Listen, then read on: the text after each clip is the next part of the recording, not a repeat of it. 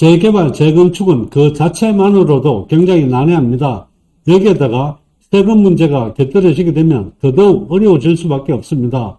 조합원 입주권 관련 세금들을 살펴보면 첫 번째가 1조합원 입주권 비과세 특례가 있을 수 있고, 두 번째 1주택자가 준공 이후에 양도하는 경우, 세 번째 1주택자가 1입주권을 취득하는 경우, 네 번째 1주택자가 대체 주택을 취득하는 경우, 다섯 번째 청산금 문제 등이 있을 수 있습니다. 오늘은 1조합원 입주권 비과세 특례와 1주택자 완공 후 양도하는 부분에 대해서 살펴보도록 하겠습니다.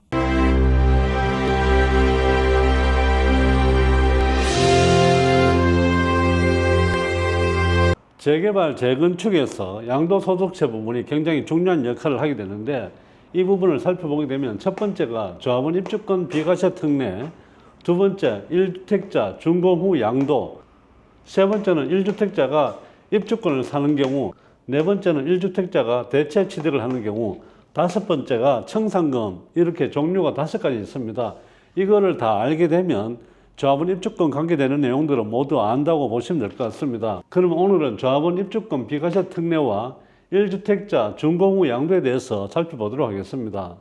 원래 조합원 입주권에 대해서는 비과세가 없었습니다. 원래 1세대 1주택에 대해서 비과세 요건이 주어졌었는데, 나와 상관없이 재건축이 되면서 집이 허물을 지고 이런 상황에서 입주권에 대해서 비과세를 해주지 않는다면 불합리하다라는 부분이 이야기가 나와서 결과적으로 조합원 입주권 비과세 특례가 생겼습니다. 이 부분에 대해서 좀 더 깊게 한번 살펴보겠습니다. 여기가 관리처분 인가일입니다. 이때가 권리 변환일입니다. 주택에서 결과적으로 입주권으로 바뀌는 시점이라고 보시면 되겠죠. 그리고 준공, 주택을 갖고 있는 입주자가 이때 주택을 파는 경우가 발생을 할 수 있을 것입니다. 결국은 주택을 파는 것이 아니라 입주권을 파는 경우에 이때도 비과세를 해주겠다라는 그런 개념인데, 이 입주권을 주택으로 보는 것이 아니고 주택으로 취급을 해주겠다라고 보시면 됩니다. 결과적으로 이 조건이 있습니다. 이 조건은 1세대 1주택, 1세대 1주택 비과세 요건을 충족을 해야 됩니다.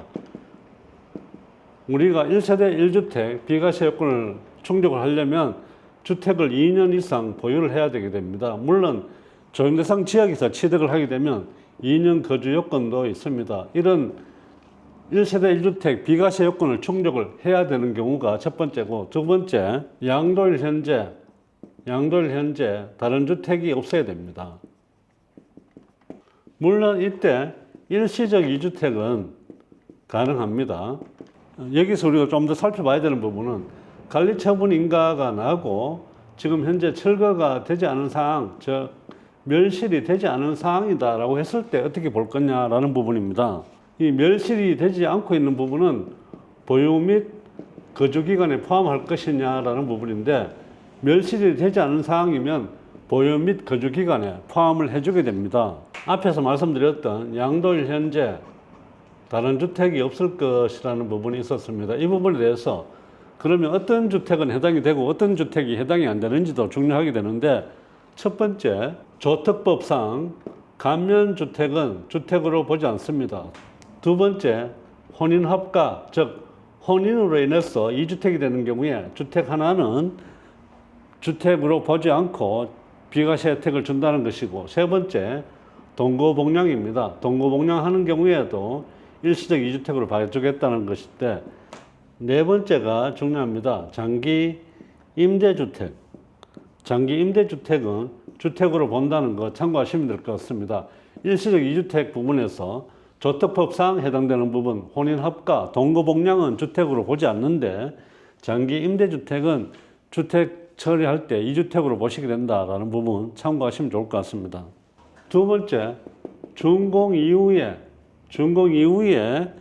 양도하는 경우, 이 부분도 살펴보도록 하겠습니다. 우리가 주택으로 보는 시점 1번, 그리고 관리처분 인가 이 시점 입주권 상태 그리고 준공되고 난 이후에 신축하면 3번으로 이렇게 놓고 살펴보겠습니다. 첫 번째입니다. 원칙을 놓고 본다면 전체적으로 1 플러스 2 플러스 3 이렇게 보시면 됩니다. 원칙적으로는 이 기간이 전부 다 보유기간으로 계산이 되게 됩니다. 근데 여기서 문제가 될 수 있는 부분이 추가 분담금이 발생하는 경우가 있을 수가 있습니다. 추가 분담금이 발생할 때 건물이 늘어나는 경우가 있을 수 있고 대지 지분이 늘어나는 경우가 있을 수 있습니다. 건물이 늘어나는 경우가 통상적인데 가끔 대지 지분이 늘어나는 경우도 있을 수가 있습니다. 이럴 경우에 건물이 늘어나는 경우에는 환지로 보기 때문에 1 플러스 2 플러스 3이 되게 됩니다. 하지만 대지가 늘어나는 경우에는 새로 늘어나는 부분에 대해서는 신축, 즉 준공 이후에 새로 취득하는 것으로 이렇게 보유기간에 합산이 된다는 거 참고하시면 될 것 같습니다.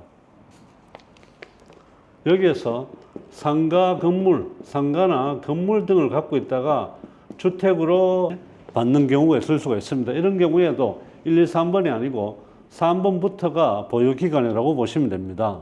무허가 건물이 있는데 무허가 건물인 경우에는 사유지와 시유지가 있을 수 있습니다. 국유지나 사유지는 3번부터 보시면 되고 시유지는 1 더하기 2 더하기 3번으로 보시면 될 것 같습니다. 입주권은 양도할 때 중과세 대상에는 빠지게 됩니다. 이 부분은 참고하시면 좋을 것 같습니다.